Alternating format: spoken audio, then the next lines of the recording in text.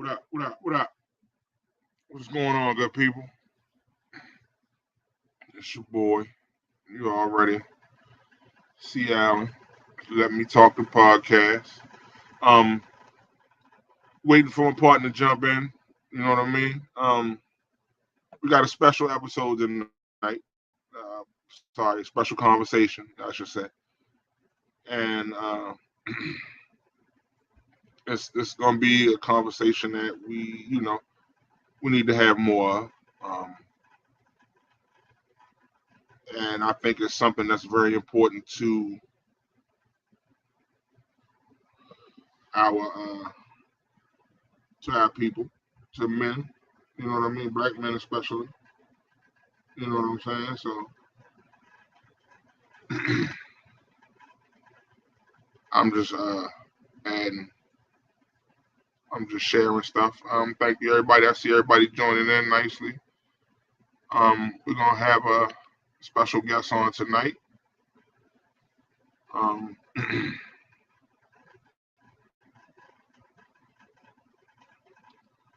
I'm sorry, just get everything together.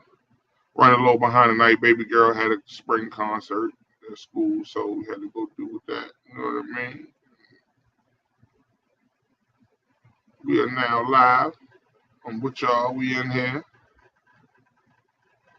Mike, what's good, Mike? What up with you?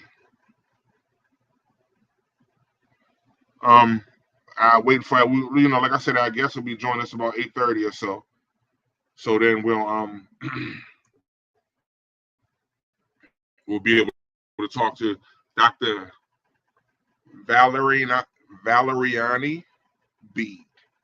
Uh, Dr. Bede is a cardiologist. I believe he is with MedStar.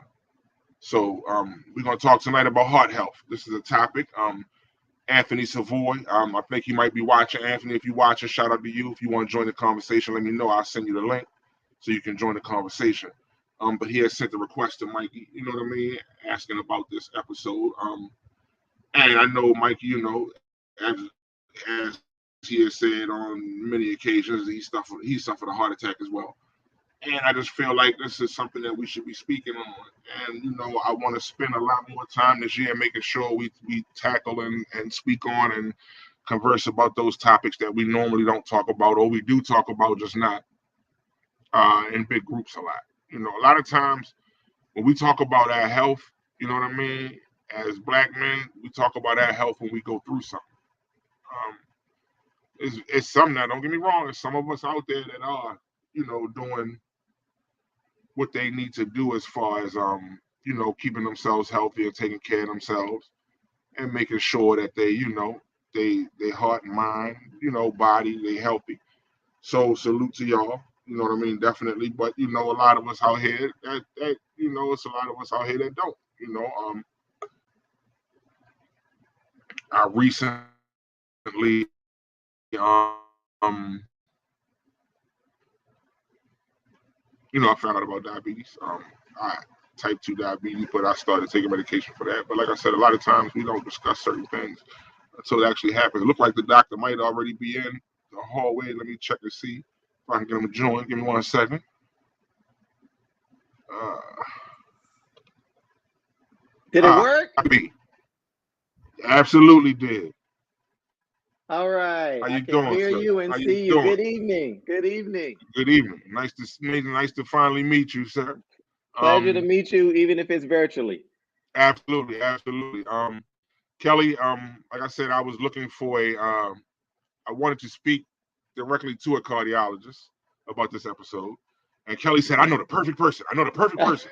I'm going to make sure he can do it. She was like, you're going to love Dr. B. You're going to love Dr. B. I promise you. And of course, we've been talking via email. And you here now with us. And like I said, I wanted to have this conversation. I mean, this is a conversation that I can have with other, black men, but I'm not a professional. So anything I would be speaking on would either be from experience or what I've seen and heard. Yes, sir. And I like to always say when you have a conversation about something, you have someone there that can actually speak on that topic and go in depth where most people can't. Right. Terry Brown said that's my doctor there. Wait a minute. Terry Brown's in the house? Yeah. That is fair. That's a good guy right there. What up, bro?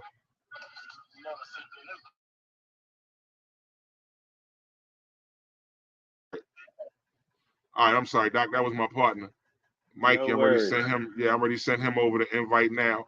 But again, Okay. like I said, this is a topic. A lot of times we as Black men, we don't speak about certain things that go on with us until we actually go through the drastic part of it, which is usually hospitalization. So I wanted to be able to have this conversation and just have you enlighten us, because I think it's a lot of things that we don't speak about.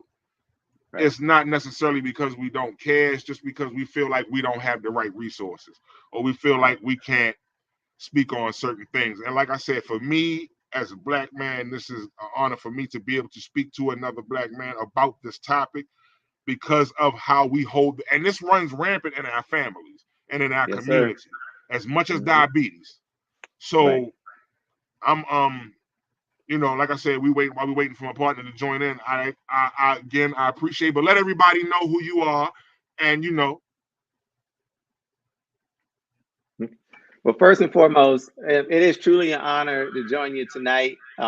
When Kelly asked me to participate, of course, I jumped at the opportunity, because I always love the opportunity to speak with anyone, especially anyone in our community.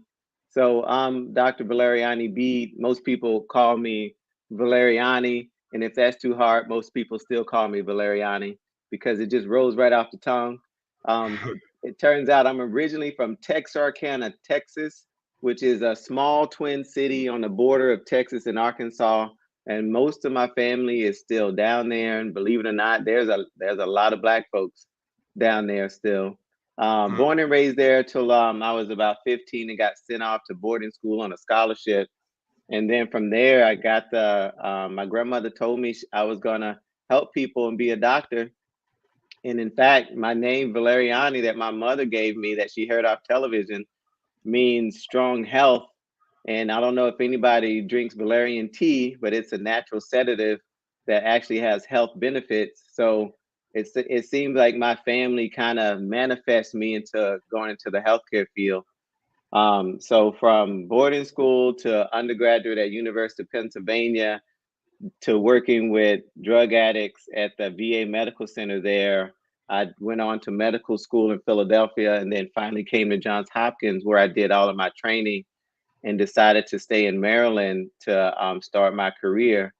And I truly feel blessed, and I truly feel everything happens for a reason. I feel like I was meant to be in this area practicing, not only because in a lot of ways it reminds me of being back home, but it also allows me to serve the community that I love the most, and be able to practice good medicine. Because I don't know if y'all knew this or not, but sometimes it's hard to find a good doctor. And what I mean by that is somebody that actually is going to listen and is going to literally take care of you, not for a quick visit, but over a period of time and years. And so that is my main goal of being a cardiologist. And I've been in practice for about 12 years now. Straight out of fellowship, I joined MedStar Cardiology Associates, and so I work in Annapolis with our buddy Kelly, and also work in the Bowie office, which is right between DC and the Annapolis office. And I also see patients at Anne Arundel Hospital when I'm one of the rounding physicians. And I'm a general cardiologist, so I basically diagnose and treat heart disease. I do some minor procedures, but I'm not the person who's doing the open heart surgery and stuff like that. So I basically consider me like the general contractor for the heart. I help you diagnose, treat it, and help you manage it for the expansion of your life, with the idea of being able to get you to 80, 85, 90 years old. So like I said, it's an honor to be here tonight, and I'm happy to speak about anything related to the heart, risk factors, and anything in between. So anybody, if you want to post a question, absolutely post a question. Now, again, I got to let people know that's watching. If you don't give StreamYard permission to use your name, then this is what we're going to see when the comments pop up. It's going to pop up as Facebook user. It might show your name while you're on your phone, but on here it's going to pop up as Facebook user. So what you'll need to do is jump out of the live stream and go to the top of it, and it should be a blue link that will give StreamYard permission to use your name, and then we'll be able to add you to the conversation. Or if you want to join the conversation, y'all know the hashtag Let Me Talk, and we'll add you to the conversation, and you can ask the doctor the questions yourself. Now, one thing, doctor, that I found odd about this is because even still now, is figuring out figuring out the signs to know that you may need to go and be seen. So what are some of the signs that we should look for? And I'm 45 years old. I'll be 46 this year. Right. Now, what type of signs should anybody be looking for? Not even just my age range, but anybody. Right. Okay. The fascinating thing is, Dr. Google can be powerful.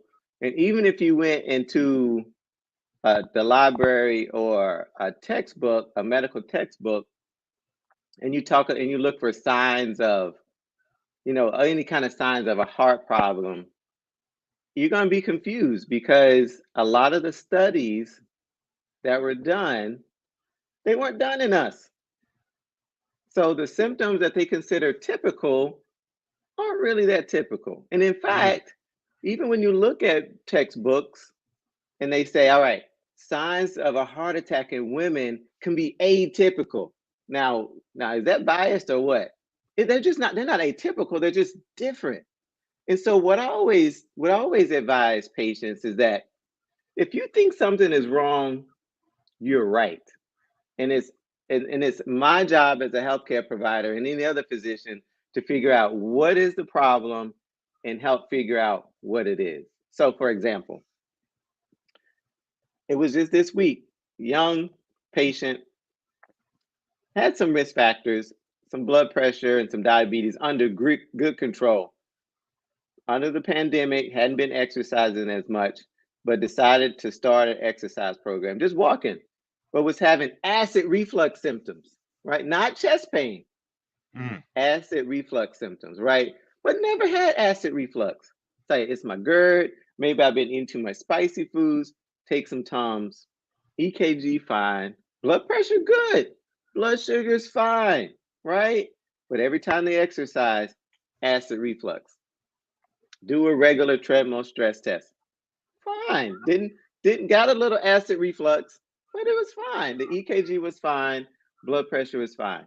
Did a sonogram of the heart, an ultrasound where we can literally take a picture of the heart muscle. Look fine. So in that situation, I'd be like, it was probably acid reflux. But you know what the patient said to me? It doesn't feel fine. Doc, something feels wrong. So you know what we did? We kept looking. And we ended up doing an invasive procedure called a heart catheterization. And it showed a 90% blockage in the main artery in the front part of the heart. Got it fixed, did fine, went home the next day, and guess what? Acid reflux is gone. So is that a typical symptom of a heart problem? It is not in a textbook.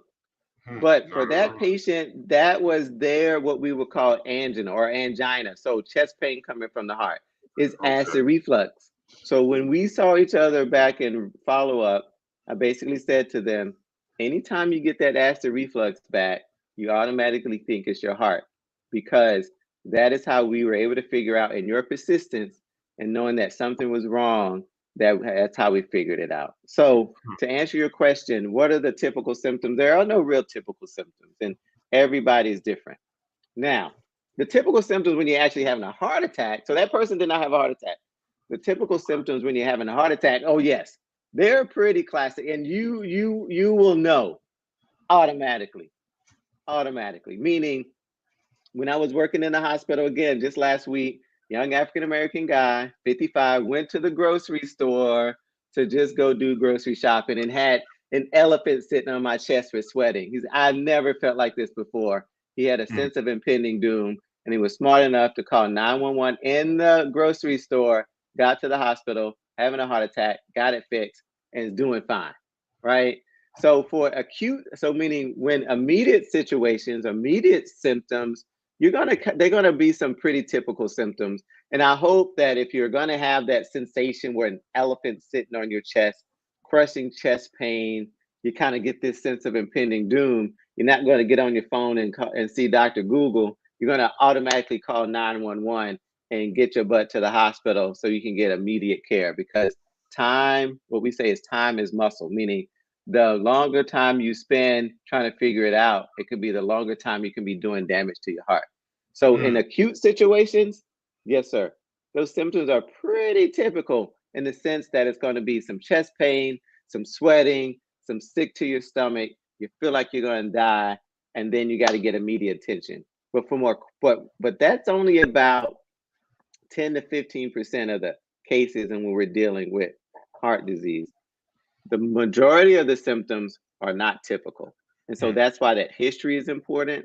That's why being honest with your physician or provider is important. And that's why making sure that we figure out what those symptoms are from until we get an answer is really important. Right. And like I said, I think a lot of times that maybe we don't speak about the symptoms when we're having them is because, like you said, I mean, for one, we will go to Google, and we'll sit there and try to read just to see if we can find the right answer. And Google give you a lot of options. So you might see you got chest pain, but your arm's sore. Do you have chest pain and your fingers are numb? Which one is you like? This ain't the right one. So like you said, you're sitting there waiting instead of just calling 911. Now another thing is exercise. Yes.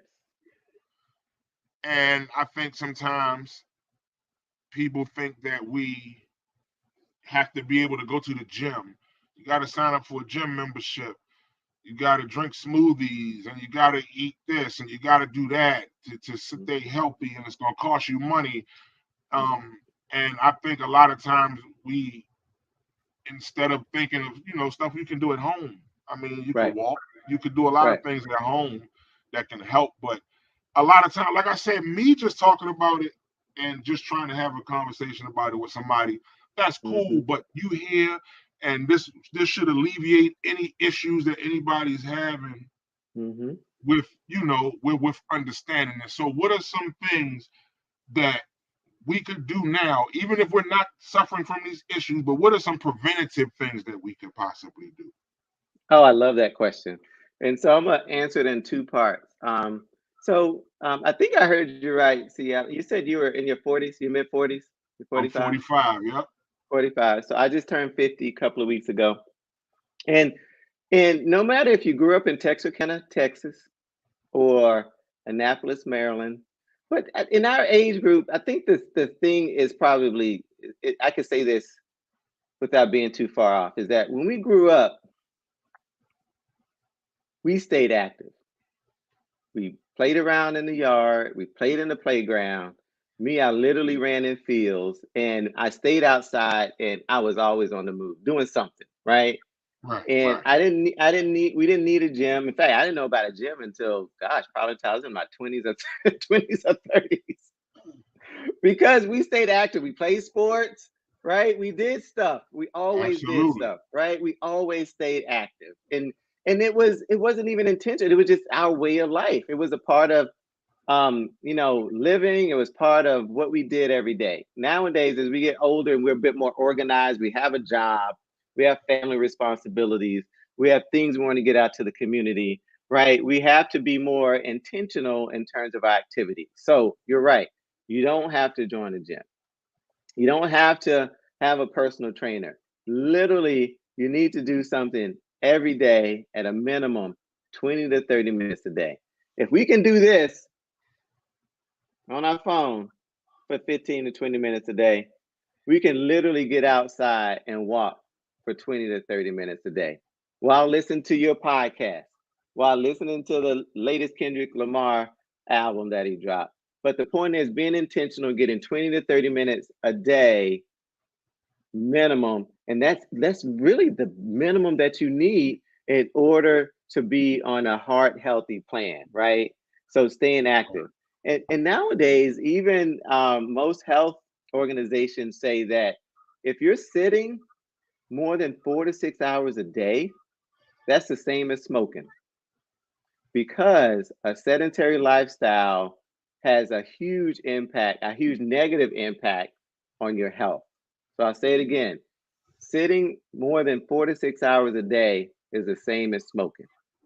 So the idea is that you should be doing some form of activity on a regular basis and not really sitting for long periods of time. You shouldn't be. All right. Hey, that's Right. good to know because I drive for Yeah. a living, so I had Right. to And so, drive for long periods of time at a time. right. And in between that, though, do you get a chance to get up and move Yeah. around, though? Yes, I Yeah. do get a chance Okay. to get up, move around because I got to, drop off. So I'm constantly in buildings, upstairs, There you go. downstairs. So yeah, I am a bit There you active in go. between. But There you go. I mean, I'm sure it's a little bit more I could be doing. You know what I mean? I'm Yes, sir. for me, and for me, it's I think we all. Okay, Anthony, hold on, let's go there. Anthony hmm Savoy, because this is the person who actually put the spark up about this conversation. Anthony Right. Savoy. He said, Anthony, "Can too much exercise be bad for the heart?" that's a great question, Anthony. And I really want to know where's that coming from, because that's a very, very insightful question. Because, if you think about it, too much of anything can be bad for you. What do we mean by that? So, there are people who, I don't know if you heard of these ultra marathon runners. You heard of these folks? So, a marathon is 26 miles, right? 26.6 miles. An ultra marathon is 50 miles. That's Have you heard of crazy. people running 50 miles at a time? Me Maybe neither. slave, maybe I didn't hear slave, it. Right. maybe slaves. Right.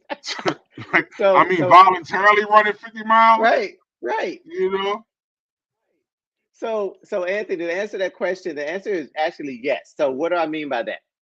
So when they did these studies in ultra marathon runners, they basically were looking at a lot of things. They would check their blood to see if they would have muscle breakdown, to see if they had like these stress enzymes coming from the heart, to see if they had more inflammation, and all those markers were up, meaning that they were causing a lot of stress on their bodies. And then over time, they wondered, could it be leading to degenerative joint disease and things like that. So the answer is, can too much exercise be bad for your heart?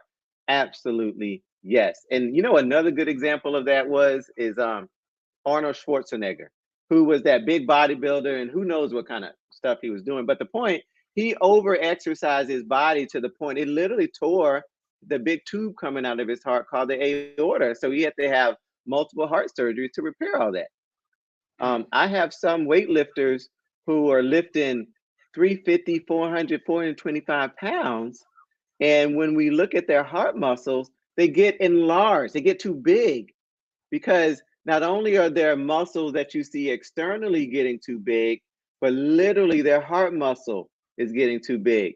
And how do we know it's not from high blood pressure? Because typically with high blood pressure, there's a certain pattern that we see on the sonogram of the heart that's usually characteristic of high blood pressure.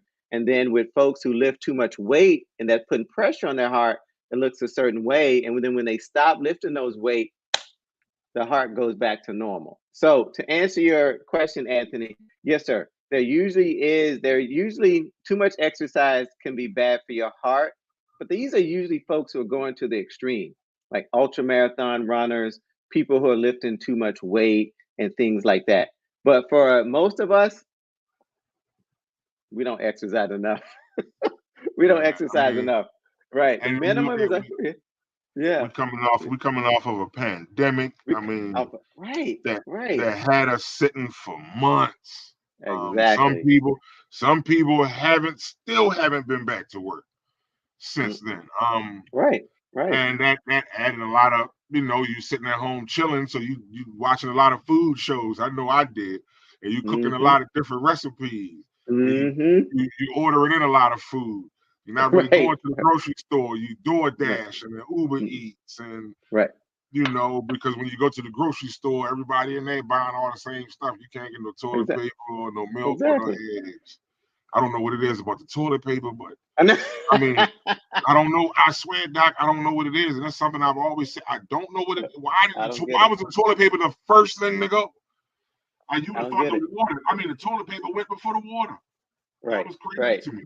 But I don't get it. I mean, so I can understand where some people might feel like, they just got off of that rhythm and they just like, you know what, I'm not rushing myself to get back to this right now. And Right. and then depression sets in because you separated from work, you separated from other people, and you still sit around longer. And a lot of people started to comfort eat, Right. and you saw a lot of people that when they finally came back out, it was a little bit heavier. Everybody said I'm a little bit heavier. I've been eating a little bit Mm-hmm. more. I mean, even me, my face got a little bit fatter too, Mm-hmm. just from sitting around and being in the house. Now, Right. I, Right. when maybe and this question, I'm gonna ask you this question. You may be able to give me a feasible answer because nobody. Why are we as black men scared to get this checked out if we think that we have an issue? What are some fears that you maybe have heard or you may think that stop us from being able to go and see a doctor about this condition or about our heart, especially knowing we have a history of it in our family? Right. Right. Boy, that is a really complicated question, right? And because there's no one simple answer, right?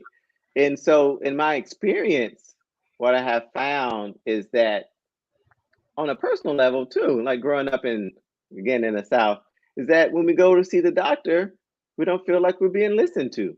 That's the first thing, right? When you True, go see a true, provider, true. whether it's a physician, nurse practitioner, physician assistant, the first thing when you go in there, you want to make sure you want to know that you're being valued. That when you're coming in, they're not going to jump on your case, that your blood pressure is too high, that you're overweight, that you ain't seen a doctor in 10 years, that you still might smoke a little bit, that you still might have a little bourbon a little bit, right? You don't want to be jumped on because sometimes people are jumping on you at your job, folks are jumping on you sometimes at home, some folks are jumping on you in the community, so you don't want to Right. go into a healthcare setting and then somebody else is getting on your case about what you ain't doing. You know what I mean? So I that's why can from dig it. on a personal level, when Absolutely. someone comes and see me, the first thing I do, I look you straight in the eyes. I confirm who you are. Oh, you're Mr. C Hill? Okay. Hi there. I'm Dr. Valeriani Beat.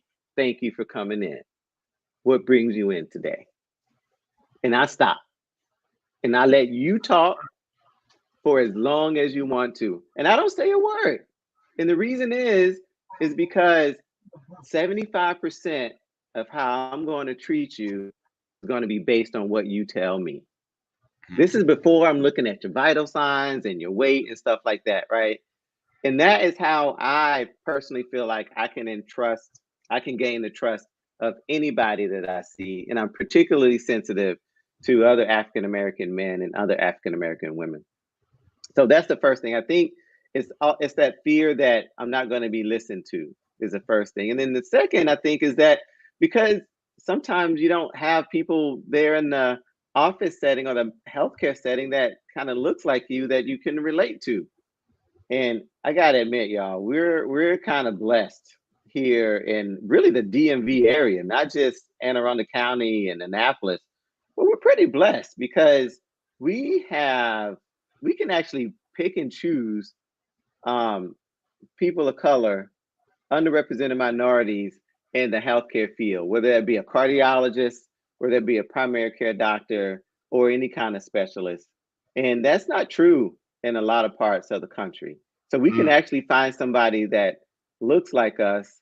And I was just happy to see that when I was able to find a colleague to take care of my two daughters. I have an 18 and 15-year-old, and their provider is another young African American female, and they actually look forward to going to the doctor. They don't need to go to the doctor, right, but right. but they look forward to it because they can relate to her.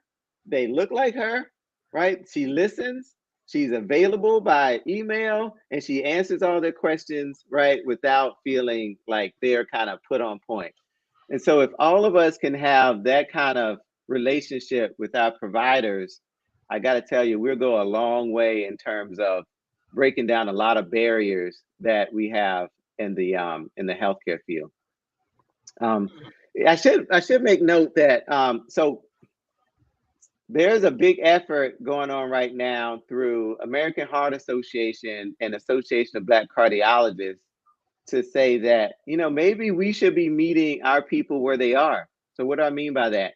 So there's this big effort now that there was a study actually done in barbershops. My brother's a barber, and he didn't participate with this down in Little Rock. He's in Little Rock right now, but they go to barbershops now where they go and do health screenings with blood pressure checks, glucose checks, weight checks, all that kind of stuff, right? Right into barbershops where African American men are, and also in the hair salons, in order to go to where we are, in order to have that first point of contact and kind of get all of us more comfortable with knowing our numbers. And there's also this big effort to actually have more conversations about healthcare needs that are going on in barbershops as well. So there's more of an effort and more consciousness about that. Maybe not all healthcare needs to be happening in an office setting, but maybe it can be happen in more comfortable settings where people feel more free to talk. And a lot of times that's where a lot of it stems from, and because we don't talk about it. We don't talk about it, and right. that's why we kind of open up this platform like this. Mhm. Waiting for my partner to jump in and keep saying you're not connected though. So once he joined us, I know he really wanted to talk to you too. But this is something that, you know, is, I ain't gonna say taboo, but we just don't. I guess we're scared to say that it might be something wrong because we're scared we're gonna go to the doctor and the doctor's gonna say, "Oh man, you got 3 months to live," Right. and your heart gonna shrivel up. Like a Mm-mm. lot of times, I think Mhm. that's what it comes down to. It comes down to that fear of hearing something that's gonna be overly dramatic. We already got it pinned up in our mind, like, "Oh my God, this Right. doctor gonna tell me I'm gonna die," Right. and I ain't. You know what I mean? So I know what I you think mean. that Yeah. plays a part in a lot of it. But I see that you have the type of man that'll make a person really be able to express what's going on and get an Right. understanding of it. So that, yeah, fear the unknown. Fear the Whoever that is unknown. that said You that, yeah. that's Fear the exactly what it unknown. is. The Right. fear the Right. unknown. Fear the Um unknown. I now gotta admit, that's a tough barrier to kind of fight without just putting it out there, right? So if you have a fear of what you don't know, then at some point you're gonna know. You're gonna know, right? And I truly believe that, you know, that ounce of prevention is certainly better than a pound of cure. And what we mean is that going in there and seeing that doctor just for your regular checkup, just so you can at least know your numbers and get a baseline check, right? A baseline check for your weight and your blood pressure and your cholesterol and your blood sugar. That's the simplest thing you can do. And then you build on that. If those are looking good, then you from your family history, we can figure out, do you need to have some early cancer screenings, right? Do we need to make sure that you don't have heart disease? Do we need to make sure that you're not at increased risk for other things? Because the earlier that you can catch things in this day and age, there's so many things that we can treat for a long period of time without having to die from it prematurely, right? huh, yeah, Anthony, you're right. We don't know because we don't ask, Yeah, we don't and know a lot because of we won't times I ask. think that's Hmm. the one thing that hinders us the most Right, is just not talking about it. You right. know what I mean? A lot of times I think we can find the resources when we need help for it, Hmm. but I think we just have a, I don't know what it is. And I'm not gonna say that other races don't do it. I can't speak for other races because Right, I'm a black man. I grew up as a, right, you know what I mean. So I right. can only speak for me and those like me. And a lot of times what I hear, just having the conversation is like you said, just the fear. Like, man, I ain't trying to have this doctor tell me. Like when it comes to Mm-hmm. that, when it comes to getting your your colon check, Right. prostate check, like Mm-hmm. certain things. Just as men, a lot of times we just say, "Nah, I see, Mm-hmm. nah, Right. we ain't doing all of that." You know what I Right. mean? I hear And you. then Yeah. we don't go until it's too late for us, Right. or we're at the point where we really now we gotta take a bunch of medication and we gotta press the issue. And now Mm-hmm. you got like me, I quit smoking in September of last year. All right. And like I was just one day, a lot of people around me was quitting, and I was outside one day at work and I lit a cigarette and I said, you know what, I ain't supposed to be smoking right now. Right. And I I threw it love away it. and I quit. My wife quit a week later, so we both since September Yeah. no smoking. Where you been banking all that money? That's a lot of money you've been saving. And you save, and you know what, huh? Right. And that's one thing I did notice too. Like I said, man, you know how much we've actually saved in the Right. past Right. few months not smoking? Right. I mean, you're looking at $10 a day, 30 days in a month. You know what I mean? Exactly. $300 Yeah. a month, and that's if you Hey. only buy one pack a day. Right. Right. Imagine a person that smoked 2 packs a day. I don't know how So they do it. I don't now either. Like I haven't went back and I haven't had an urge to go back. And I was trying to look up things. My brother told me, he said it's gonna be, you can go and look it up. It's like a timeline of when you Mm-hmm. stop smoking and how everything starts changing in your body once you stop smoking and how you start to see Absolutely. yourself feeling a little bit better. And I Right. actually do, like when I can walk up and down the steps now and I don't feel like I'm Mm-hmm. super duper. You know, I don't feel like I'm super duper dragging or I'm extra tired. Right. Just more activity. You know what I mean?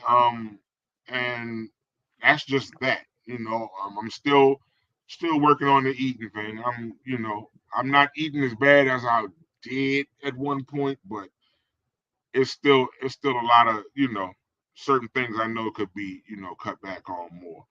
Um, Moderation. Right. Moderation. yeah. That's my issue more or less too, is moderation. But one of these, like I said, now when we look at, because this is something for Black women as well, and Absolutely. I don't want the Black women that are watching to think that this is just about, no, that's why I called the conversation, this is as serious as a heart attack conversation, Mm-hmm. Yes, sir. because this is something that is very serious in that community, whether male or female. We all know somebody's grandfather or grandmother who passed Right. away from a heart attack. And they didn't go, okay, we got another question here, Jenny. And if y'all want to join the conversation, hashtag let me talk, I will send you the link and you can join the conversation. Jenny Harkless said, is the keto diet bad for your heart? Great question, Jenny. And it sounds like that's coming from a standpoint of maybe either you tried it or going or considering it. So I gotta admit, I had no idea what a keto diet was until about 9 months ago when a patient told me about it, because it really it's it's really an extension of a few other diets that have been out there. There was this thing called a Atkins diet that came out, and then like I South Beach remember that. diet, I remember right? the And Atkins so diet. these were these heart healthy diets. But the one thing that I didn't like was it's called a diet, because anything that's a diet is usually a fad. But I looked into it and I did it, and so it actually works. But the tough part is that you can't do it in folks who are diabetic, because it can like drop their blood sugar too much, and it can really cause it can really cause too much ketosis, where basically you're breaking down your muscles and you're using up the glucose stores in your on your pancreas, right? So folks who are diabetic, it's not really that beneficial. Okay, so that's the first thing. That's And what I then was to ask told. the question, is it bad for your heart? Ultimately, it has been shown to, if you do it over a period of time, meaning if you're doing it just for 30 days and then you kind of graduate to something more heart healthy, that's fine. But if you're doing it for as a lifestyle, it can be unhealthy for your heart. And the reason is because you're actually consuming a lot of cholesterol. I mean, a lot of cholesterol, because Yeah, you're focusing on like the eggs, and you're focusing on a lot of meats, and you focus on a lot of foods but a fatty, and that literally increases your cholesterol way too much. So in people who can actually have a family history of high cholesterol, keto diet is not all that beneficial for, maybe I shouldn't be saying this, but for a short-term gain, meaning to if you wanted to kick off your kind of healthy eating plan, keto is a great way to do it. I mean, I did it, and my gosh, when you stick to it and you're sticking to like low carbs, like trying to stick to like under 20 to 30, it works.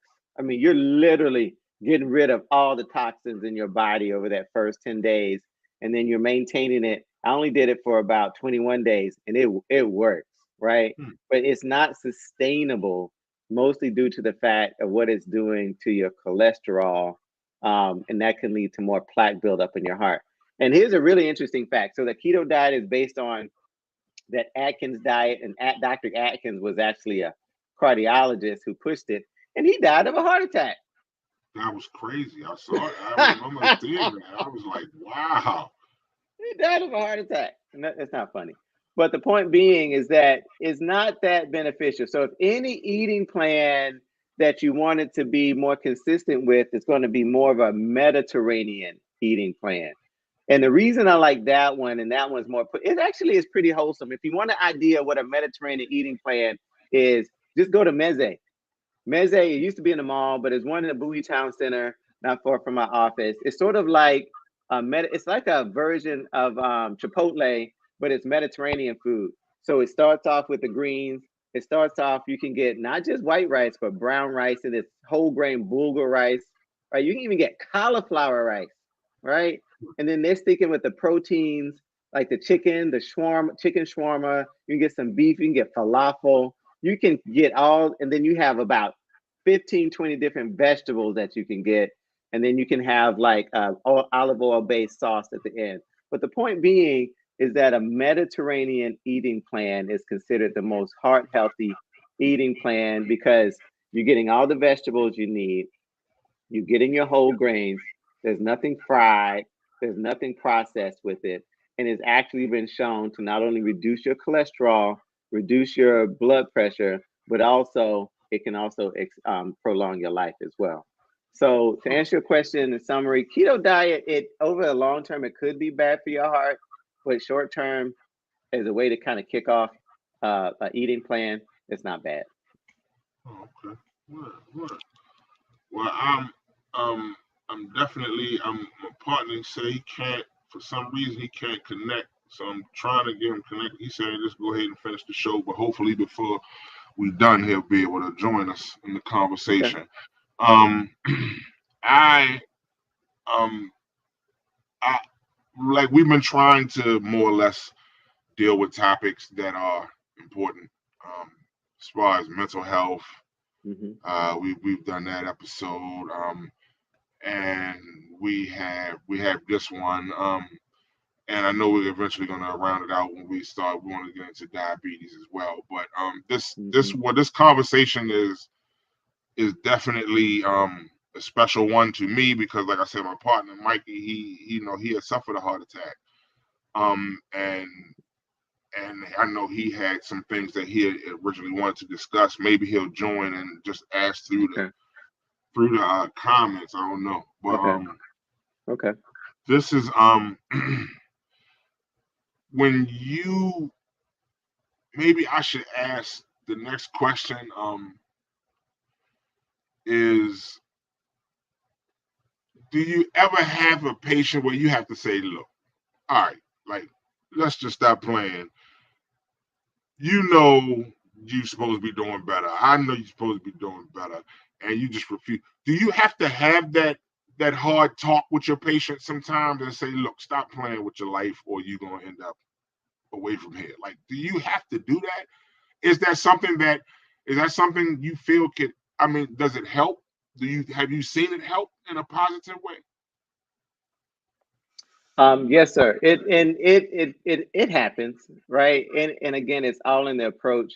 So when I have a patient who, we talk about doing some additional testing, they may not show up, or we talk about maybe adding a medication or two and they don't take it or fail the medication.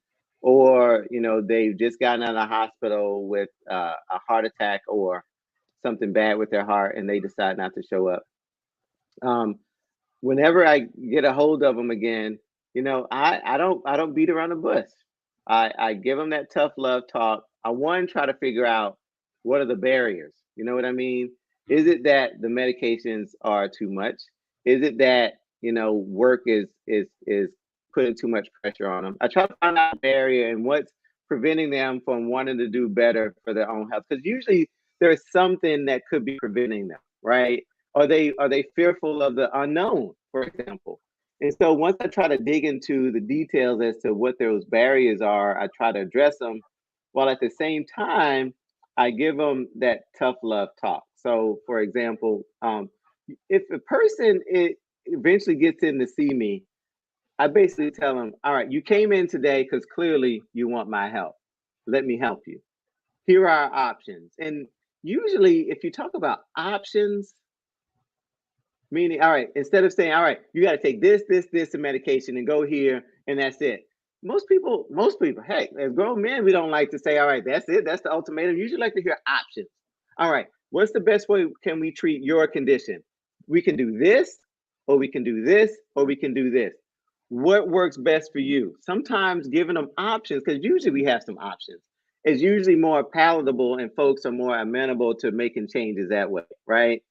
Right. Another way that I do it is that I always give everybody who sees me, they can always reach me either by email, and all of my patients have my cell phone number, right? So some people cannot make a decision right there on the spot in the office. And you know what? That's okay. As long as we have proper follow up, that's usually pretty quick, and they have a way that they can get a hold of me, I'm totally fine with that. You don't always have to make a rush decision, especially if they want to talk about it with other family members or somebody else. And then quite honestly, not everybody may not like me, and I'm okay with that. You know Yeah. what? Maybe I don't come off the right way with certain patients. And if that's the case, I want that patient to be honest with me, because I can get them to the right person that may be able to talk in the language that they prefer. So it could be a lot of different things. But I want at least the patient to know where I'm coming from. And as one comment said, yeah, I give it to them straight, right? Yeah, that was And Charlie then Brown. give it, yeah, that's what it was. All right, Yeah, cool, he said he give it cool. to you straight. Yeah. Give it to you straight, right? Give it to her straight. And we got another question here. Anthony Savoy says, "What can we do if we don't like taking pills?" So I guess the question is, what do you mean by you don't like taking pills? You just say you hate the idea of taking a prescribed medication, or do the medications make you sick? What can you give us some more details, Mr. Savoy? Anthony, you want to join the conversation? Yo, let me send. I'm gonna send you the link. Hold on. And he can join the conversation because he was, like I said again, he was the one who sparked the idea for this conversation. So Okay. definitely would be. There he is. All right. Hey, Anthony, check your messenger. Um, check your messenger, Anthony. You should be able to join through that link. Now I know, like I said, I know one. I know my grandfather. Um, on my father's side, he died of a heart attack. Oh boy. Didn't smoke, Uh, if I'm okay. not mistaken. I think he was a bit overweight, but Hmm. um, I know that this was something that when I go to the doctor, they say, "Do you have a history of heart disease?" And I can't say if I have a history of heart disease. All I can say is I know my grandfather died from a heart attack, but I don't Right. think that means I can't necessarily say that that means that that runs in your family. Is that something? I mean, if people dying from heart attack, would that be just considered heart disease or something that runs in your family, or could it just be something happened and they had a heart attack? So when we're looking for that family history, we're looking for that immediate family. So we're looking for the mom, the dad, the brother, the sister, things like that, right? So it turns out that if you dig deep enough, almost all of us have a family history of heart disease. If we're going to go back to grandfather, great grandfather, aunties, first cousins, right? Mm, So because it's the most common cause of death in this country, and it always Mm. will be, right? So Right, like right, 1 in 3 right. of us have some form of heart disease. So the real Okay. question is, was there anybody in your immediate family, mom, dad, brothers, sisters, like that, who Right. died early from a heart disease, meaning under the age of 50, right? Okay. Or Okay. died early from congestive heart failure, or had a weak heart, something like that is what we're really looking for. Okay. Okay. Yeah. Okay. Okay. So there is a, and I've always heard this. What is a heart murmur? Ah, no, I've, that's a I've great heard question. this phrase a lot, but I've never really Hmm. gotten a clear definition on what that is. Okay. So you have, I don't know, I have a door right behind me, and actually it's a little open, and when the air is on, you can hear a little draft, right? Okay, Right. so that door is like the door in our heart. We call them valves, heart valves. They control the blood flow in and out, just like that door controls us going in and out. But when that door is closed, you can sometimes hear a little bit of a draft. And so when those valves are closed and when I listen to it, there's a little bit of a draft, and that's what we call a murmur. And I'll be honest, I can always hear a murmur because when your heart is beating, you're literally having blood flow going across those valves, which is Mm. normal. So we can basically, I can hear blood flow across the valve. But it depends on what that murmur sounds like. If it's really loud and it's traveling throughout your neck or in your chest and your back, that Right. can mean that that valve can be leaky or that valve doesn't open very well. So it depends on what that murmur sounds like. So to answer your question though, a murmur basically means a draft that's in your heart going across your valves, and it can be related to a leaky valve or a valve that doesn't open well. And so typically a good heart exam can be able to tell us what kind of murmur it is and whether or not it's anything significant. Huh. Okay. Hmm. And someone said, how often should you check your blood pressure? Got it. That's a great question. So typically in folks who have no history of high blood pressure, you don't need to really check it on a regular basis, maybe a couple of times per year outside of when you're seeing your regular primary care doctor. Or if you have any symptoms that are worrisome, like headaches or blurry vision, or God forbid, any kind of, shortness of breath. But for someone who does have high blood pressure and taking some medications for it, we typically like you to keep track of it maybe once or twice a week, and usually keeping a log, because what we find that if you can keep a record of your home blood pressure readings, that's usually a bit more reliable than when you go into the office. Because I don't know if you've seen it for some of for on yourself, but that when you go into the doctor's office, we're talking to you and getting your medication list, we're getting your blood, we're getting your height, we're figuring out if you've been in the hospital, we're getting your blood work, we're checking your weight, we're doing all this stuff to you, and then we're going to check your blood pressure, then your blood pressure is high, Mm. right? And then we're supposed to wait like 10, 15 minutes and check it again. And then it usually comes down. So to answer your question, if you have a history of high blood pressure, sometimes once or twice a week and keeping a record of it should be sufficient. If you don't have a history of high blood pressure, a couple of times a year should be sufficient outside of when you go see your usual doctor. Okay. Okay. Okay. Let me see. He said the lingual. Oh, he said. I believe he was saying, oh, people who don't like taking medication due to the side effects that may occur. Hmm. Right. So it turns out, yeah, every medication can have a side effect, including aspirin, right? And so typically we can, if you need a medication, if you really need it, right, then we can always usually find an alternative that can won't have as many side effects. And here's the thing that some of us don't do. So, for example, cholesterol pills can sometimes have side effects like muscle aches and things like that. That's very frequent, or a lot of patients have that complaint. It turns out sometimes we can get away with taking a cholesterol pill twice or 3 times a week without having too many symptoms, right? So it depends on what the medication is, and depends on if really or not you really, really need it. So in some patients who have high blood pressure, which is the most common thing that we have to monitor, or have high cholesterol, what I usually try to say is that I try to give you the benefit of the doubt if those numbers aren't too high. And you prove to me that you don't need the medication, meaning you get that 150 minutes of exercise each week.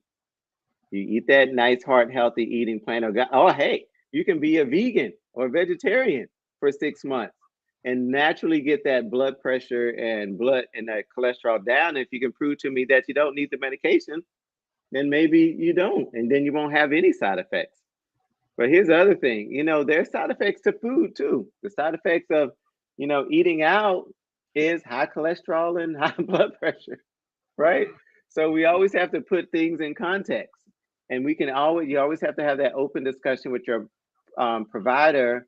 If you're having side effects to a medication, you got to figure out what they are and whether or not there's an alternative, and whether or not you need to take the medication as frequently as you do. But just don't stop them. You should always have that open communication with your provider about that medication. Okay. And that was kind of where I was going to go as far as with the medication, and certain medications that, the side effects, of course, and we spoke on that a bit. Now, another thing that we kind of spoke on just a little bit, but I think I just want to have you reiterate a little bit more. Is eating healthy affordable when you're trying to prevent heart disease and things like that? Is it affordable for a person that doesn't have the money to go buy the spring water and this and that or whatever we have? Because I think that's another thing that we think is an issue too, because it costs so much. I mean, and that's true. You can go to McDonald's, you can get a large any type of large soda for $1. A bottle of water is $2.19. Right. So I understand that completely. So can we elaborate on that just a little bit? Right. So is eating healthy affordable? I would have to argue that it can be affordable. And they've studied this. They study everything about what we do in order to live healthier.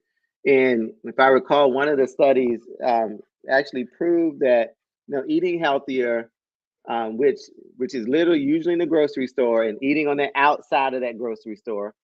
So that's where the produce and the vegetables, and then you hit the meat, and all the good stuff is on the outside part of the grocery store. Okay. Right. And all the bad stuff is usually right there in the middle. But they showed that it can be affordable, and that the difference was no more than $2 a day, it turned out. But it depends on what you eat and how much you eat. And that was a great suggestion that you made, a great example, in that you don't have to drink bottled water. You don't. I grew up drinking tap water. In fact, I didn't even have running water in my house. We actually had to go to a spring down the road that actually had a natural spring where we got our water, right? I didn't know what a bottled water was, honestly, until I came up north. We wouldn't even conceive of buying water, right? But now we do, because it's considered the norm. So that's the first thing. Do you have to have that bottled water? But drinking water is probably the baseline, right? And then supplementing that with some unsweetened tea and seltzer water and things like that, and buying in bulk. Okay. But typically, if you're going to eat out, and if you're comparing eating at somewhere that's healthier, like a salad place or meze or something like that, yeah, it's going to be a little bit more expensive compared to McDonald's and getting the dollar menu, or even Chick-fil-A and stuff like that. But over time, right, that McDonald's and that Chick-fil-A is going to catch up with you, and it's actually going to cost you more money down the line. So what can you do? Well, it's about making informed choices, that if you're going to eat out, it can't be eating out on a regular basis. You usually got to make sure it's no more than really once a week, really, and making that concerted effort to prepare your own meals and buying in bulk. It makes all the difference in the world. Makes all the difference in the world. So to answer your question, healthy food may seem overpriced, but it depends on what you're getting and how much you're getting and what you're eating. You know what I mean? Right, absolutely. Right. Eating out is always going to be more expensive, over time, no matter what you eat, right? What you eat. So, I mean, uh, Doc, we have spoken on a lot of things, and I think it's been very helpful. And I'm working on doing a follow up. I'm going to call it the follow up conversation. So I'm going to let you know the date, but I definitely hope that you will be able to join us Okay. for the follow up conversation. And I actually might want to do that when we do the brother check in, Okay. and I might so have you join our panel. Like I said, it's just a conversation, but like I really think that um your your knowledge and your information is vital to the times and things that we need to discuss. Yes, sir. And I like I said, I started this and I try to keep it like flowing like a conversation because I feel like it just the information is taken in easier Right. when a person feel like it's a conversation as opposed to an interview. But Right. um, like I said, this is just needed. And again, Anthony, if you're watching, thank you. He said his link wouldn't open, but thank you, Anthony, for Thanks, Anthony. sparking this conversation. Thank you, Kelly, for introducing me to the good doctor. Ooh, You know what I Kelly. mean? I gotta love Kelly, man. You gotta love Kelly is her, the man. best. Kelly is Ain't really she, good man? people. Ain't Hmm. she? I ain't gonna hype her up too much though. I ain't gonna Right. hype, no. Shout out to Bars Over Brick. Y'all know what it is, man. That's sis, man. But I I feel like certain things we just gotta keep pushing. We gotta keep pushing. We gotta keep pushing. And one of those narratives we have to push is that we as black men can look to other black men who are professionals and find out the information that we need to find out if we don't feel comfortable. And I like, cause honestly, when I look at doctors or I'm looking at something on a list for doctors, I'm looking to see, I would rather have a black doctor. Like, that's just me. Right. Right. And there's nothing wrong with that. You know what I There's mean? nothing wrong with that. There's nothing wrong with that at all. And I think, we get, like you said, we get referrals to other doctors. But I think a lot of times, it sounded weird, but the last doctor I asked, I said I want to talk to a black doctor. Right. Like Right. when it came to the diabetes, and she said, "Well, do you think that?" I said, "I just feel like the conversation might be different. Like Bingo. it's not. I'm not trying to offend you. I hope I'm Hmm. not offending you, but I just feel like the conversation would be different. Like when we talk about with certain things you can eat like this, and me and my Right. husband, this is what we eat, and what me and my wife don't eat like that. Right. You know what I mean? Like Right. we don't eat Right. couscous and hummus. Right. You know what I Right. mean? I need to know Right. something else, Doc. Like that's Right. not gonna help me. You know what I mean? Like You're preaching it. it's just certain roads that you can go Hmm. down when the Right. doctor looks like you. Thank you. You know what I mean? Yeah, It's just certain roads you can go down, and there's certain conversations that you can have, and that doctor gonna say, "I know exactly what you're talking about." Because exactly. 9 times Yeah, out of 10, that's it. you've got a patient or a family member Right. that went through the same thing. You know what Exactly. I We're, mean? we're kindred spirit. Yeah. You And feel me? I So never forget that when I first started, I never forget. I'm like going in between rooms in the office, and one of a patient, he was in a waiting room. Say somebody gave me a referral to see a cardiologist, and he saw me, and I said, I want that one. He was pointing that at me, and he was like, I don't know, I don't care what you got to do. I want that one. What's his name right there? So I came out to the waiting room, gave him my card, and man, we've been good friends to this day. And he got some blood pressure. And so we can talk about the healthy eating. So we talk about, so I love barbecuing, right? Coming from right, Texas, we got to learn how to barbecue. I can't big do too fan. many briskets, right? But I learned how to smoke a salmon. I learned how to do these chicken wings. And I got used to actually I air fry stuff. So I share recipes with my patients about, all right, when I get the urge for some good barbecue, and I'm not going to Mission, I'm not going up to DC to one of these favorite spots, and when I want to cook up something, how do I make it healthier, right? Healthier. And I share those recipes because I try them, and I have healthy alternatives. Now don't get me wrong, if I want that brisket, I'm going to make it. I'm going to make it, right, and I'm Mhm. going to enjoy it for that time because we do Right, everything in moderation. But there are right, some healthier options in terms of barbecue that I offer for my patients and other things that we can do that's still affordable. and also it actually tastes very good. Right, right. Well, Doc, before we end, just let everybody know where they can find. Like, if they in need of a cardiologist, let us know where we Right, can find you. right. It's easy. There's only one Dr. Valeriani Bede in this whole world. I don't. Yeah, I didn't see a junior or a second, so There's I'm no going to go junior ahead or and say that second. that name is very unique, and It's I'm not very going to unique. find another person with that name. No, sir. No, sir. If I'm using that name, I'm looking for you. Right.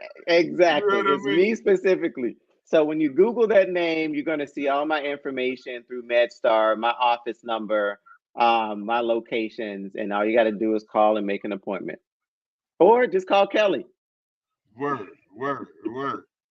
So Kelly, we're gonna be running Kelly pressure. Kelly, we need to talk to the doctor. Can you please give me an appointment, please? I can Right. see her now. See, Alan, I don't even. You got. Why would you? Yeah, I'm putting you on blast, Kelly. The doctor Right. threw you out there. I'm So throwing her out there. we going with that. But doctor, look, beautiful. I appreciate. And again, like I said, we definitely got to have you return. Um, Absolutely. It'd be my I'm pleasure. just, Just tell me what day and time. I'll be there for you. and I appreciate that. And I definitely will. I'm just trying, like I said, I'm just trying to figure out if I want to do it with a panel of Okay. physicians, Right. or if I just want to have it, just mixed in with the brother check-in. You know what I mean? But Okay. All right. I have your email now, so I will Right. definitely be sending you one to let you know. Yes, sir. And again, I appreciate you, brother. I appreciate you Thank very, you. very much for taking this time out. You could have been Pleasure's all anywhere mine. else, and you chose to sit and have a conversation with me. And that's what it's all about, man. Okay. My dad always said you can solve a lot with just sitting down and having a conversation with somebody. You Amen might to not that. agree to everything when you get up from that table, but at least you say what was on your mind and you let that person say what was on theirs. So, Yes, sir. doctor, I appreciate you and I look forward to seeing you again. So, you take care and have a You great too. evening. Peace and blessings. All right. All right. All right. All right. All right. Bye bye. All right. All right. Yo. Um, this is one of those conversations that we like. I was talking about it a little bit today on social media. I'll say that. You know what I mean? Yeah, Anthony, yo, thank you, yo. I'm sorry you couldn't join in, yo, but you gotta be able to join us on another conversation soon, man.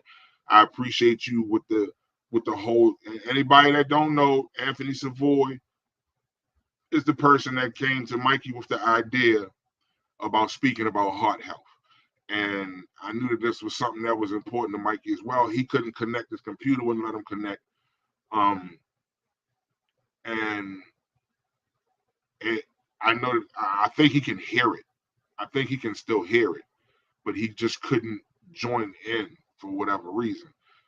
But this conversation was important because, like I said, we all know or know somebody, even if it's not in our family. We all might know somebody we work with, we hang with, go to church with, whatever, that had a family member that died or suffered from heart disease or had a death from heart attack.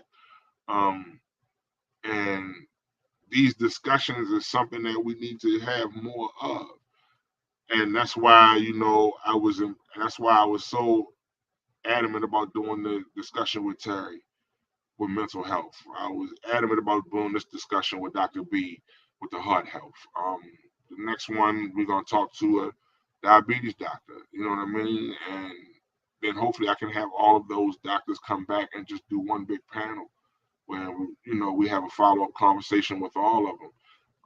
Now, you know, this this format is set up to spread information and resources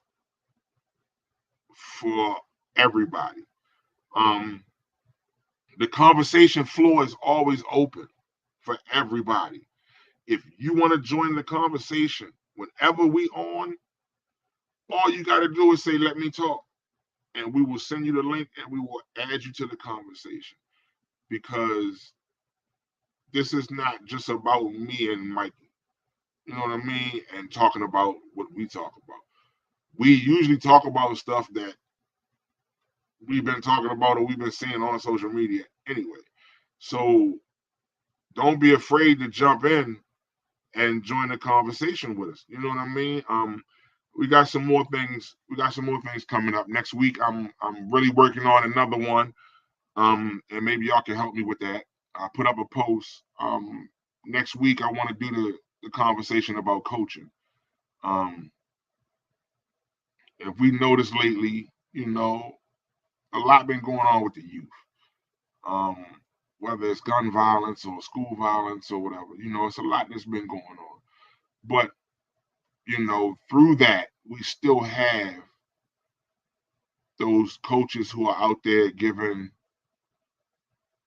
what they have and what they can to help these kids with youth sports and be better. You know what I mean? You from Annapolis, 9 times out of 10, you probably played for Crusaders or Mount Olive or All Stars or Pal Hawks or Optimists. If you played for the Y, you played for the basketball teams over at the Y. So we all, or even with high school, you know what I mean? You play sports in high school, but it started with Little League, you know what I mean? But I feel like that is a group that doesn't really receive a lot of accolades, but they catch a lot of flack when kids don't do good or don't perform well. Coaches, the coaches don't get a lot of props when the kids do good and have great seasons. But they catch all of the flack. And I just want to talk about those things. And I want those guys to be able to speak about, what they do and what they go through and their methods to coaching and what makes them successful. And we're going to keep having conversations like this. Every now and then, me and Mikey, we subject to have one of them ones where we just wilding and having fun, cracking jokes, talking our shit. That's going to happen. You know what I mean? That's just us. But at the end of the day, I want people to be able to say, you know what, man, I would like to hear somebody talk about this subject. And holler at us and be like, yo, let's do a subject or you should do a conversation about this. And we'll make it happen. You know what I mean? Like, that's what it's about, man. Like, we living in a time where too many people are just unhappy and fucking miserable. Like, it's crazy. Like, the shit that's going on right now in the world, man. Like, the shit with over here with Ukraine and Russia and all that crazy shit that's going on, man. People just want to still sit and talk and laugh every now and then and have some fun and joke and, you know what I mean, and be able to just have a good time sometimes. We are I originally talked to Mikey about doing the podcast, and this was a while ago. He was busy, he was doing a lot, and he was like, man, I don't know if I'm gonna have time. And Mikey, one of them people, he want to learn about something a little bit more before he really put his foot in that pool. So I get it. He had it back. He was like, yo, let's do the podcast. Y'all know I was on another podcast, me and Michi. You know what I mean? And it was just, it was time to switch up and do something different. So this is what I did. Like, and one thing me and Mike agreed on was, regardless of what we talk about, we're gonna have to let people talk and finish what they're saying and express themselves. Because one of the things he said he always saw with podcasts is they never let people finish talking. So that was why we wanted to make this format like this, for you to be able to express yourself and say what's on your mind. Man, look. Did anybody watch? Okay, because Ashley was talking about it earlier. Did anybody watch Our Father on Netflix yet? If you haven't watched it yet, go watch that shit. That motherfucker was common. It's called Our Father. It's on Netflix. It's basically, you watched it, Jenny? Yo, that motherfucker that was a sick bitch. I'm telling you, like, he was wild boy. How many kids was it, Ashley? Because when you talked about it, you was like, the kids keep adding up, and you had maybe only been watching for about 40 minutes. How many kids did it end up saying it was? And it actually, yeah, you got to watch it. Exactly. It's actually now at like 122. Yeah, watch that joint, Axel. That joint was crazy. Yo, like, when you really see that, like, yo, this dude, like, I mean, ultimately, Our Father is about, yeah, no jail time because they couldn't figure out how to make it a crime. They couldn't figure out what kind of crime it was. You know that's why he didn't get no jail time, right? Because they couldn't figure out what kind of crime it was. That district attorney literally said, like, we didn't know what to charge him with that would have stuck. So they charged him with obstruction. They charged him with lying about the shit. They said, yo, you doing it? No, I ain't do that. Then they found out he really did. The only thing they charged him with was lying about it. That's crazy. There's some sick motherfuckers out here, y'all. You say you have seen. Ashley said I would have seen him and the judge in the parking lot. Hell yeah, fuck him. Yo, that motherfucker was time. So those of y'all, look, it's about a sperm doctor, a fertility doctor. He used his sperm unknowingly to pay on patients without them knowing, and it was over like 100 kids, and it was 44 other doctors that they know that have done the same thing. Now, one of the reasons that they only use a certain sample a certain amount of times is because they don't want to create a situation where somebody is meeting and fall in love, get married, and have kids, and it's they brother and sister. And that's crazy that they were saying it wasn't rape, though. That's crazy that they're saying that. No, he didn't forcibly force himself on them. If anything, I said it was fraud. If anything, it was fraud. And he shouldn't be allowed to practice anywhere. He still has his license, if I ain't mistaken, if he's not retired. But they never even took his license from him. Yeah, that's what the nurses were saying. That they ain't know. It should. I mean, I agree, Jenny. I agree. It should be some type of sexual assault because that's all. The only thing he didn't do was have sex with them, but he still impregnated them without their consent. Like, that has to be some kind of assault. Like I said, even if not assault, some kind of fraud. There got to be some type of fraud or something. Like, I mean, either way, somebody should be whooping his ass. They should let the husbands, at least all of them, get at least 3 to 5 minutes apiece with him and just whoop his ass for 3 to 5 minutes each. Like, I mean, like, that's crazy. I wonder if any black doctors did that shit. Now I'm gonna have to look it up and see. Cause I don't wanna, because he probably man, he probably so protected, man. I mean, look what they did.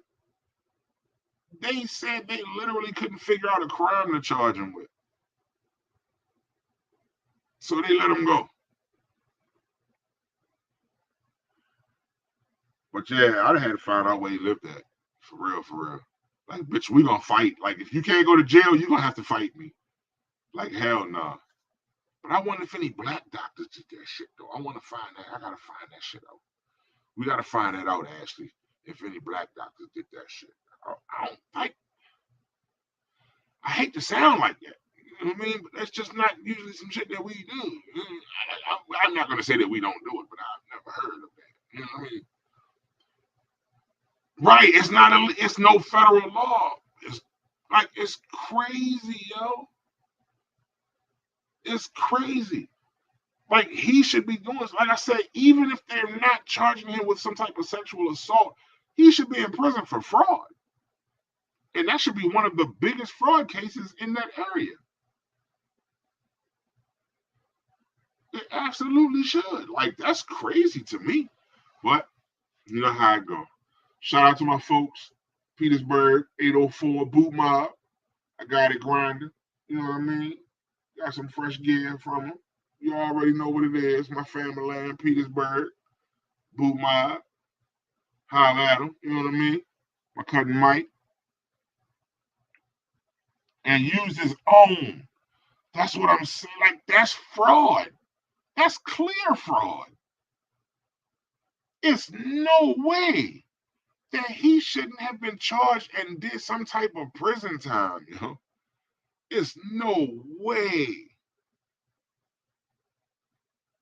It's no way. Now, this is the one time I say they locked Bill Cosby up over some shit he did in 2004.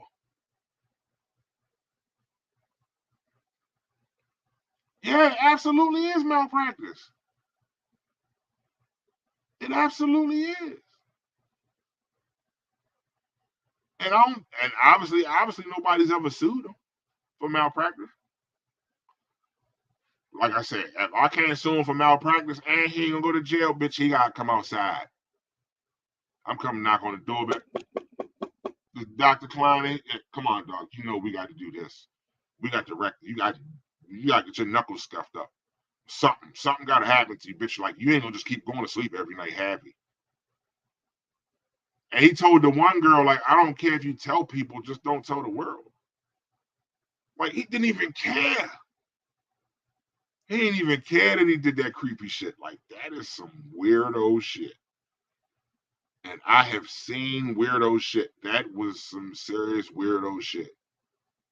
Facts, Ashley. He would have had direct, yo. Like right there in the front yard. I'm like, you ain't even gotta leave out your front. You ain't even gotta leave out. You ain't even gotta leave out. You can step right out here in the front yard. And I'm gonna punish your ass for about 5-10 minutes. Like, bitch, you gonna feel bad about doing this shit one way or another. If the courts ain't gonna make you feel bad, bitch, I'm gonna make you feel bad with these hands. I be damn. Facts. Big facts. Like, imagine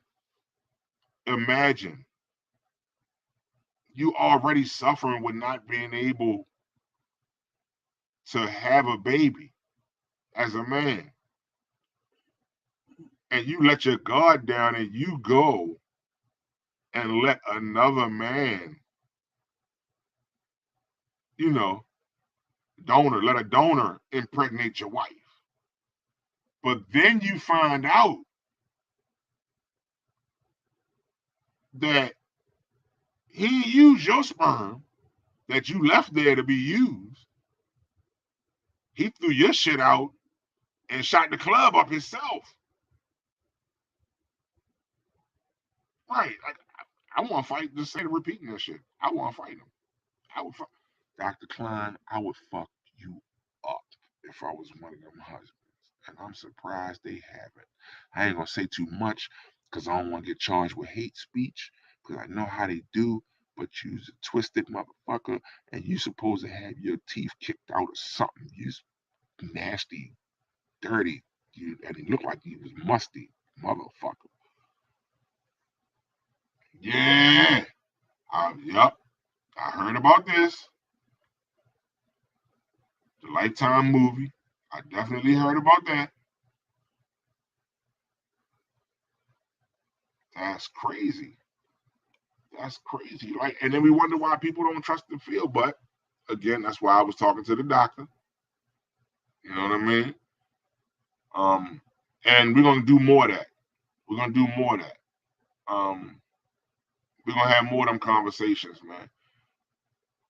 And I just want everybody to understand that this is what it is. If it's a topic that you want to talk about and you feel like you can't get through, but you think me and Mikey can get through with the conversation, or you want the topic for us to talk about it, holler at us, hit us up, and we'll talk about it.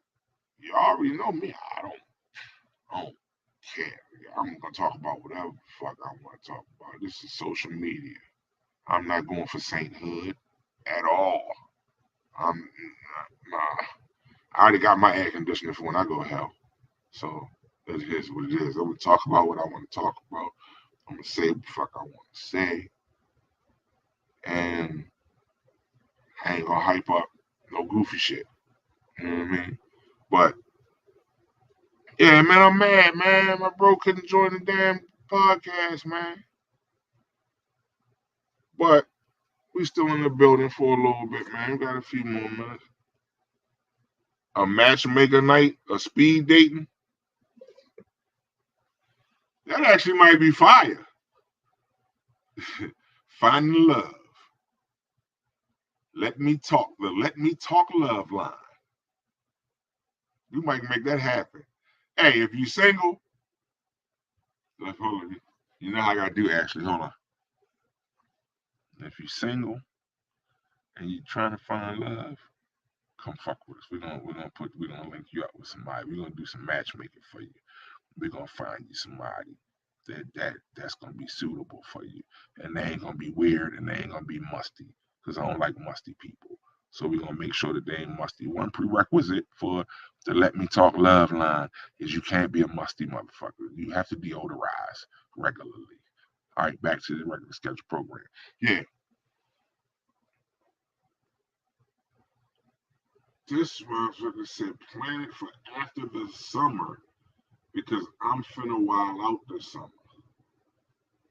That is the blackest shit I've heard all day.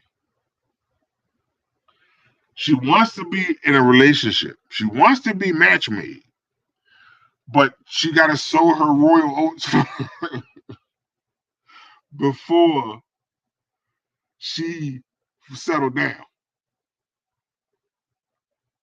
So she want to have a hot girl summer and hope that it don't lead up to a single mother spring, basically.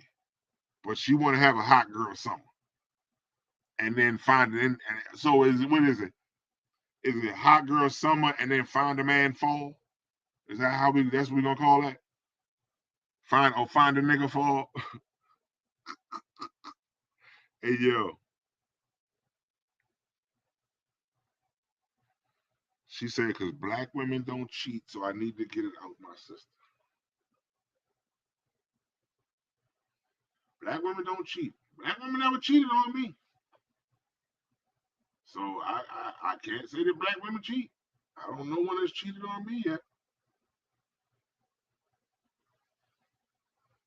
What the fuck nobody up, you know.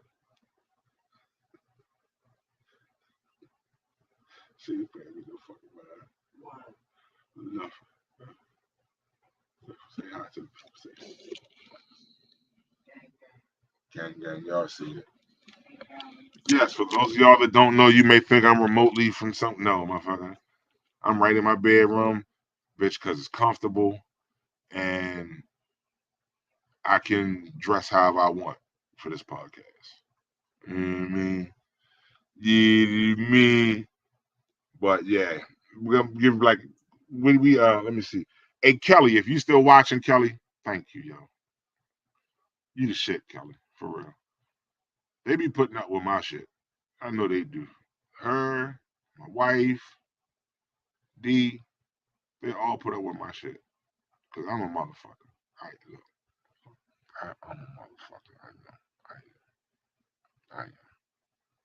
I'm a motherfucker sometimes. And I be trying not to be, but I am. And I'm so glad that they still care about a nigga like I am. I swear. And she said, Mike, you need 5 freeze pops to make up for tonight. Yo. Nah, yo, I don't know what happened. Yo, his computer, I know he had told me he was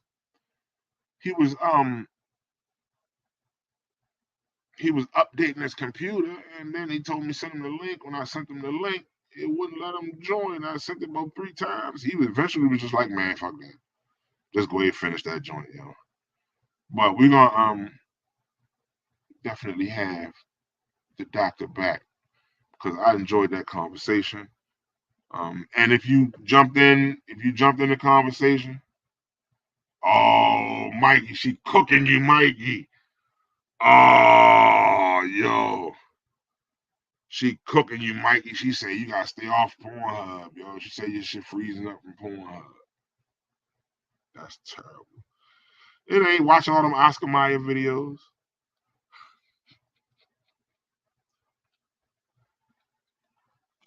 I had to get him. Bang, bang. He gonna get me back tomorrow on Facebook because I know he probably can hear it. I think he can see it and hear it, but he's just not connected. But he gonna get me back though. I know he is. But yeah, man, like we've been having fun, man. We've been doing this since September last year, man. And we done some wild shows. Like I'm trying to tell you, like that first month, like that first 3 weeks, we was off the chain on here. But then we found our ground and we found our level, and we still wild out from time to time. But like we always said we wanted to focus on them conversations that we might be having in the barbershop or the family reunion. You know what I mean? That kind of thing. Oh, see, I see you. Shout out to Coach C, Coach Kurt. You know what I mean? Next week, see. Coaches next week. We're gonna have the coaching conversation next week. Be an honor if you join us. You know what I mean? Salute for everything you do for them little youngins, bro. You know what I mean? But we're gonna speak on that. We're gonna speak on that more next week. You know what I mean? But who said what up, C? Oh, okay, that was C. Yeah, yo, we're gonna speak on that some more next week though. Like I want y'all, like it's like I'm giving y'all flowers, man. Like we gonna give our flowers, yo. Like I said, yo, like everything. Whatever I gotta do to highlight all the good shit that's going on in my city, man. Absolutely. I want to highlight all the good shit that's going on in my city, yo. Like, I'm gonna do that shit, yo, and then we're gonna make it happen, yo, because we can paint our own narrative, yo. We don't have to sit back and wait for nobody else to do that shit for us, and that's one of the other reasons why we started this shit, man. Like, we can do our, you know what I mean? Like, we can paint the narrative. We can talk about the things that's important to us, and we don't have to talk around it. We can talk directly about that shit. Like you see, we just had our homeboy said something about heart health, and we did everything to make it happen.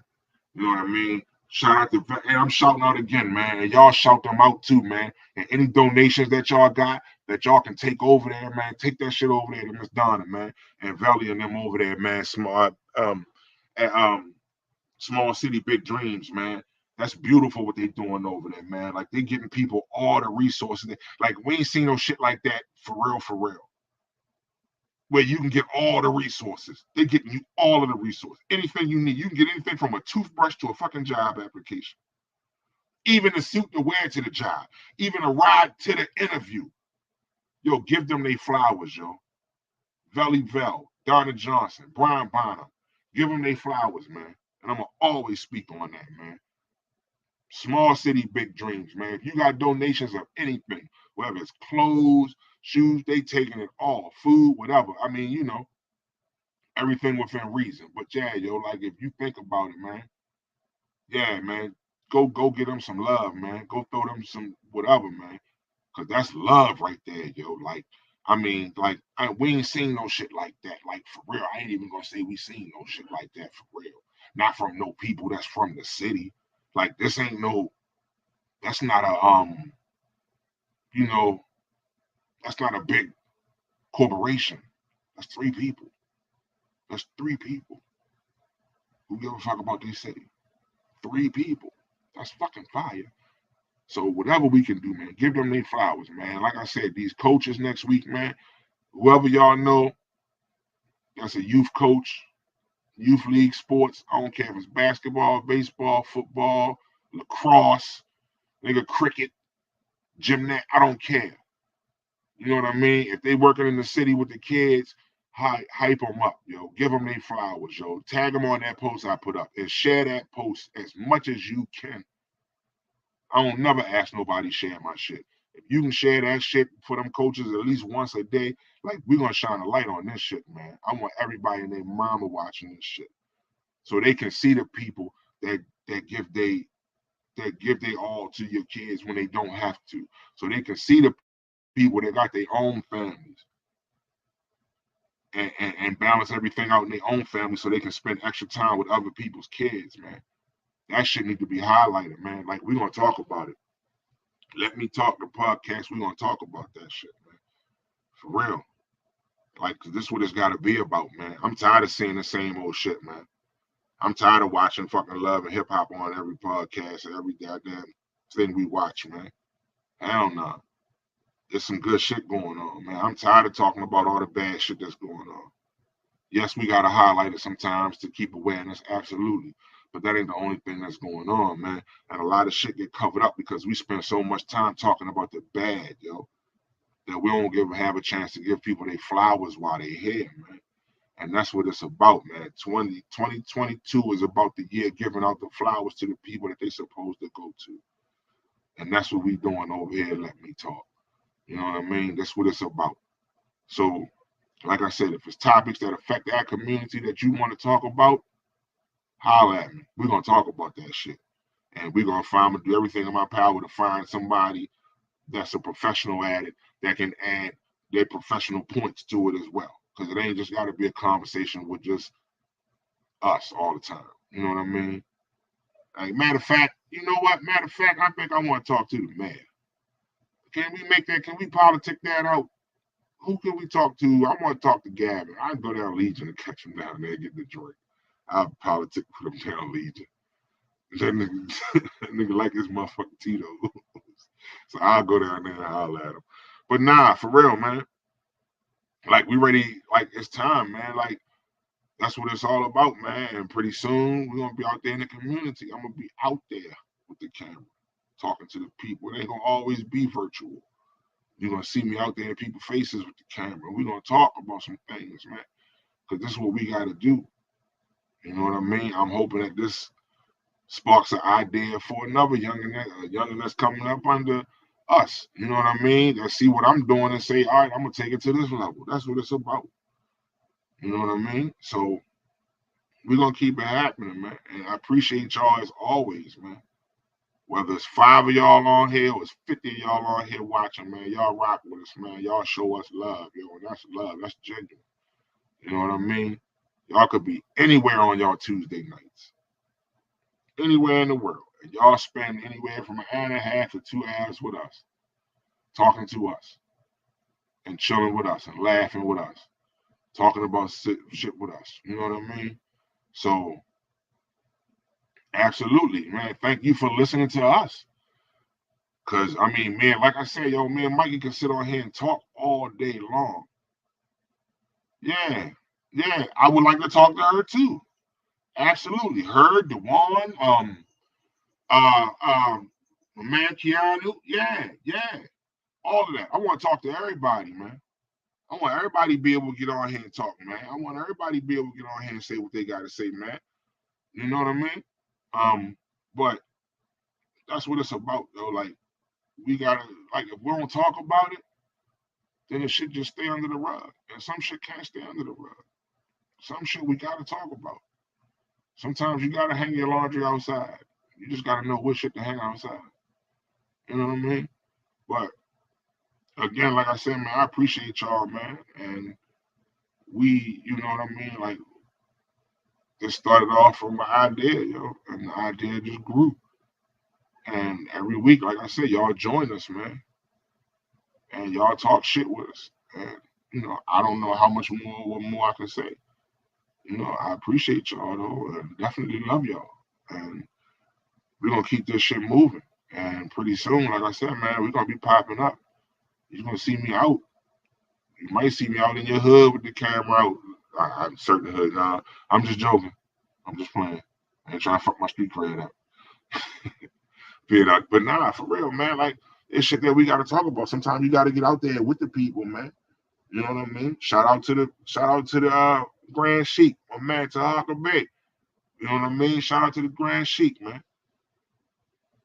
But sometimes, yeah, actually, you can't take a camera everywhere. Some don't can't be on camera. Some people can't be. So I took that back. But you know, we got some other things popping up. It's ready happening. Again, we ready to close up shop in a few more minutes. But other than that, man, drink your water. Um, pay attention to the people that love you. Pay attention to them all the time. Because they're not going nowhere. The people that really love you not going nowhere. Even when they leave in the physical form, they don't go nowhere. They still here. So pay attention to them people, man. Love them people, man. Fuck them people that don't fuck with you. Fuck that. We gotta eliminate that kind of shit. We gotta eliminate that kind of talk from our minds. I mean, I'm guilty of it too. You know what I mean? I'm guilty of it too.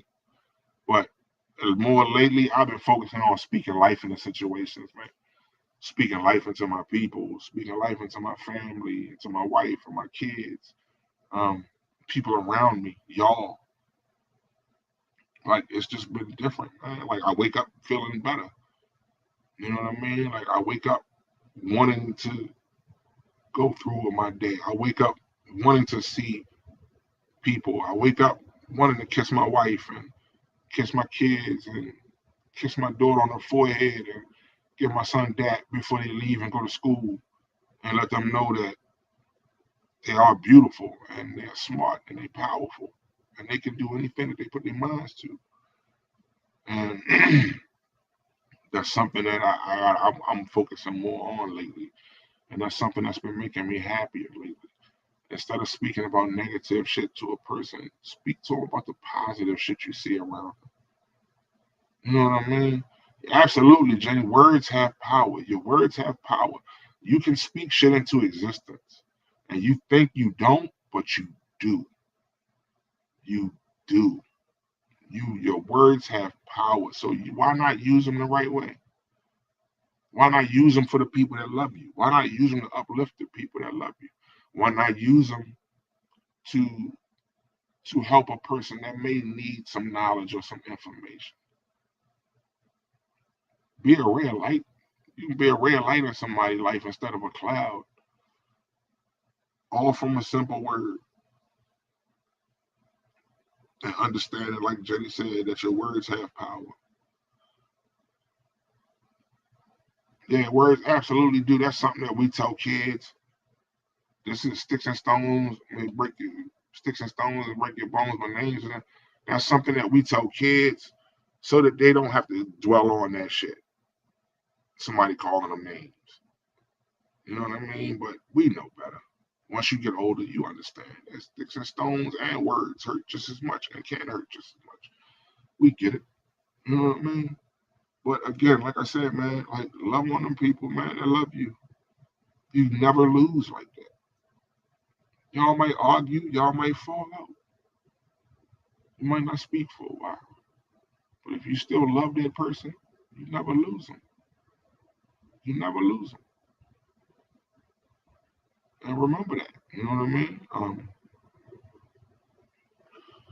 Ready to close out. Go pay some bills. Um, Again, I appreciate y'all.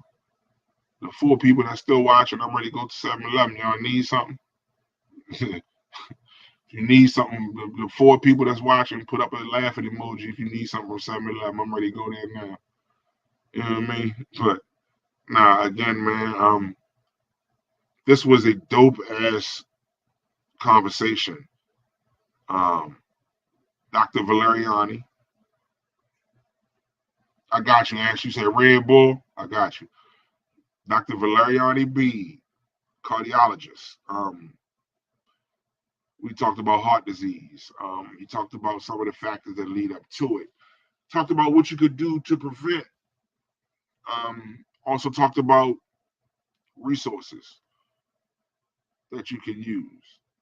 He also made it clear that you can find him if you feel like you need a cardiologist. You can find him in Google and look him up, and he's there. And he's for his people. Okay, he's for his people. So that might be the person you need to talk to. You know what I mean? Nothing wrong with that. Nothing wrong with that. There's nothing wrong with wanting to have an African American doctor. There's nothing wrong with wanting to have black, whatever you want. You feel me? And that's what we got to start doing. But again, I love y'all. I'm out. Mikey, love you, bro. Sorry you couldn't make this one. Hey, you want to say something to the people before we hop?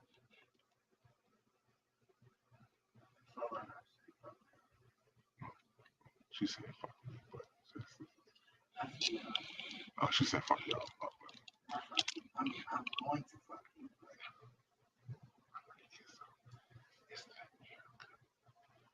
No, I holler at y'all, man. Be easy. Peace. Love each other, man. Love the people that love you.